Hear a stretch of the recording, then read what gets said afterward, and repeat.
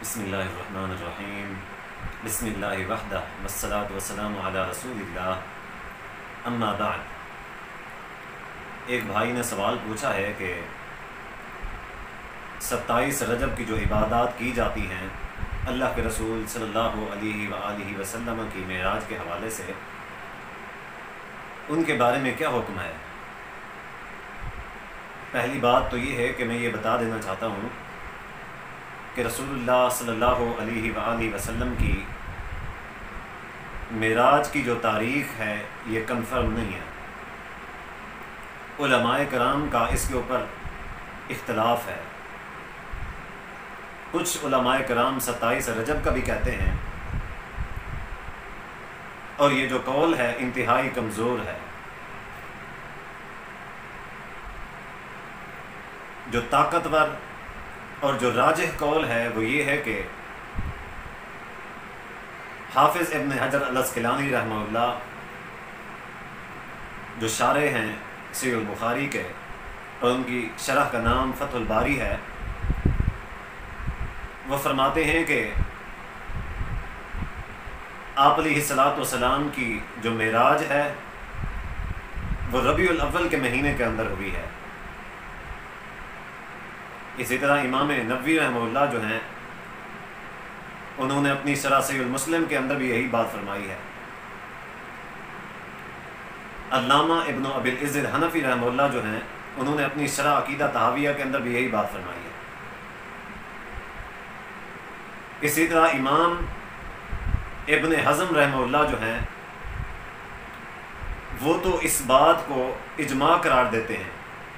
وہ فرماتے ہیں کہ اس بات پہ اجماع ہے کہ آپ علیہ الصلاۃ والسلام کی جو معراج ہے وہ ربیع الاول کے مہینے کے اندر ہی ہوئی ہے، یعنی کسی کا کوئی بھی اختلاف نہیں ہے۔ سب اس بات پر متفق ہیں کہ رسول اللہ صلی اللہ علیہ وسلم کی جو ولادت، رسول اللہ صلی اللہ علیہ وسلم کی جو معراج مبارکہ ہے وہ ربیع الاول کے مہینے کے اندر ہوئی ہے۔ حالانکہ یہ بات صحیح نہیں ہے، اس کے اوپر اجماع نہیں ہے۔ ہاں جمہور ضرور ہیں، اکثریت اس طرف ہیں، اکثریت کا یہی قول ہے کہ آپ صلی اللہ علیہ وآلہ وسلم کی جو معراج ہے وہ ربیع الاول کے مہینے کے اندر ہے۔ اب آئیے، اگر الفرض والمحال مان بھی لیا جائے کہ رسول اللہ صلی اللہ علیہ وآلہ وسلم کی معراج 27 رجب کی تاریخ میں ہوئی ہے، تو اس سے یہ جو عبادات کی جاتی ہیں، یہ جو رات میں جاگا جاتا ہے، اگلے دن کا روزہ رکھا جاتا ہے، اس سے پھر بھی ہرگز ثابت نہیں ہوتا۔ کیونکہ آپ دیکھیں رسول اللہ صلی اللہ علیہ وسلم کی حیات طیبہ کو ہجرت سے 1 سال قبل ہوئی معراج، اور اس کے بعد کتنے سال تک آپ صلی اللہ علیہ وآلہ وسلم حیات رہے، لیکن آپ صلی اللہ علیہ وآلہ وسلم سے کسی بھی 27 رجب میں رات کا خصوصی طور کے اوپر جاگنا اور اگلے دن کا روزہ رکھنا کہیں بھی ثابت نہیں ہے۔ صحابہ کرام رضی اللہ عنہم اجمعین جو ہمارے لیے معیار حق ہیں، اللہ کے رسول صلی اللہ علیہ وآلہ وسلم کے احکام و فرامین کے کو کما حقہ ادا کر کے دکھانے والے، آپ ان کی حیات طیبہ کو دیکھیں، قریباً 1,44,000 صحابہ کرام رضی اللہ عنہم اجمعین ہیں۔ ان میں سے کسی ایک صحابی سے کسی ایک مرتبہ بھی 27 رجب میں رات کا خصوصی طور کے اوپر جاگنا اور دن کے اندر روزہ رکھنا، یہ صحابہ کرام رضی اللہ عنہم اجمعین میں سے کسی سے بھی یہ ثابت نہیں ہے۔ عبادت کا معیار تو یہ ہے کہ جو رسول اللہ صلی اللہ علیہ وسلم نے خود کیا ہو، جس کا حکم دیا ہو، نہ تو خود کیا ہے اور نہ ہی حکم دینا کہیں سے ثابت ہے، تو یہ عبادت کیسے ہو سکتی ہے؟ دنیا میں ایسی کوئی عبادت نہیں ہے کہ جس کا رسول اللہ صلی اللہ علیہ وسلم نے حکم نہ دیا ہو۔ ایسا کوئی گناہ نہیں ہے کہ جس سے آپ صلی اللہ علیہ وآلہ وسلم نے منع نہ فرمایا ہو۔ گناہ اور ثواب کا معیار تو یہ ہے، نہ کہ یہ ہے کہ ہم خلوص نیت کے ساتھ ثواب سمجھ کے، اچھی نیت سمجھ کے ہم یہ عبادات کر رہے ہیں تو لہٰذا یہ ثواب ہے۔ اب ایک بات یہاں پہ یہ بھی عرض کر دینا چاہتا ہوں کہ جو اس چیز کو عبادت قرار دیتے ہیں، یہ عبادت کیسے ہو سکتی ہے جبکہ معراج کی تاریخ کا تعین ہی نہیں ہے؟ معراج کی تاریخ کے اوپر اختلاف ہے، جیسا کہ میں نے عرض کیا۔ اگر یہ عبادت ہوتی، اس کا ثبوت ہوتا، تو یقیناً یہ جو چیز ہے، یہ جو تاریخ ہے، یہ کنفرم ہوتی۔ تواتر جس کو کہتے ہیں، اگر اس میں تواتر ہوتا تو اس کے اوپر کسی کا کوئی اختلاف نہ ہوتا۔ آپ دیکھ لیں، جمعہ کا دن ہے، جمعہ کے دن کے اوپر کسی کا کوئی اختلاف نہیں ہے۔ کبھی کسی نے یہ نہیں کہا کہ جو جمعہ کا دن ہے وہ ہفتے کے دن ادا کرنا چاہیے جمعہ۔ کسی نے یہ نہیں کہا کہ اتوار کے دن۔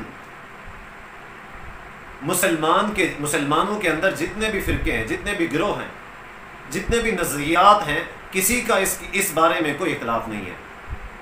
عیدین کو دیکھ لیں، عیدین کے بارے میں کوئی اختلاف نہیں ہے۔ تواتر کے ساتھ جو چیزیں چلی آ رہی ہیں ان کے اوپر کسی کا کوئی اختلاف نہیں۔ رمضان کے روزے ہیں، آپ دیکھیں کہ تواتر کے ساتھ چلے آ رہے ہیں، کبھی کسی نے یہ نہیں کہا کہ رمضان کا مہینہ یہ نہیں ہے، فلاں والا مہینہ رمضان کا ہے، جبکہ سبھی مانتے ہیں کہ یہی مہینہ جو رمضان کا ہے، اسی کو سب کا اتفاق ہے اس بات کے اوپر۔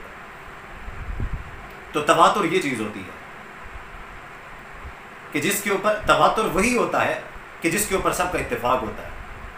اگر عمل تواتر نہ ہو، اس کا ثبوت بھی نہ ہو اور اس پہ تواتر بھی نہ ہو، تو یہ کیسے ہو سکتا ہے کہ اس کے اوپر اتفاق کیسے ہو سکتا ہے؟ اب آئیں، علامہ عبدالحی لکھنوی رحمۃ اللہ علیہ اپنی کتاب آثار مرفوعہ میں فرماتے ہیں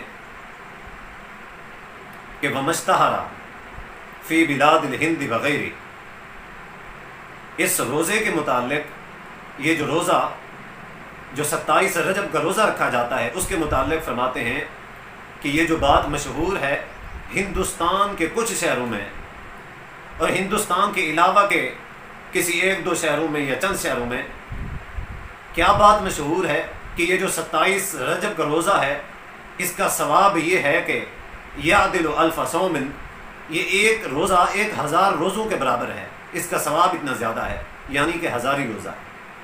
ایسے سمجھ لیں کہ ہزاری روزہ ہے، اور اس کا نام بھی عام طور پہ عرف عام میں کہا جاتا ہے کہ یہ ہزاری روزہ ہے، اس ایک روزہ رکھنے سے 1000 روزوں کا ثواب ملتا ہے۔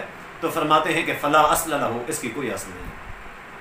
پہلے الفاظ پہ غور کیا جائے کہ وَمَشْتَہَرَ فی بلاد الہند وغیرہ، کہ یہ جو بات ہندوستان کے کچھ شہروں میں مشہور ہے، اس سے یہ بات ثابت ہوتی ہے کہ یہ پورے عالم میں نہیں ہے۔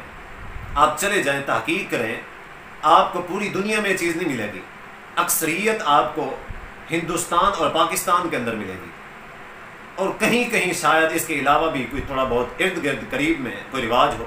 عرب کے اندر چلے جائیں، اسی طرح آپ افریقہ کے اندر چلے جائیں، یورپ کے اندر چلے جائیں، کہیں بھی اس چیز کا کوئی وجود نہیں ہے۔ اور سب سے بڑی بات تو یہ ہے کہ مجھے خود کو بذات خود اس بات کا علم نہیں تھا۔ جب سائل نے سوال پوچھا تو میں نے بذات خود اس کی تحقیق کی، تو مجھے خود بعد میں پتہ چلا کہ ایسی بھی کوئی چیز ہوتی ہے، ایسا بھی کوئی روزہ ہوتا ہے، ایسی بھی کوئی رات کا قیام ہوتا ہے کہ جو ہمارے معاشرے میں کیا جاتا ہے، وگرنہ اس سے پہلے مجھے بھی علم نہیں تھا۔ اللہ تبارک و تعالیٰ سے دعا ہے کہ اللہ تبارک و تعالیٰ ہمیں ہدایت نصیب فرمائے۔ وآخر دعوایا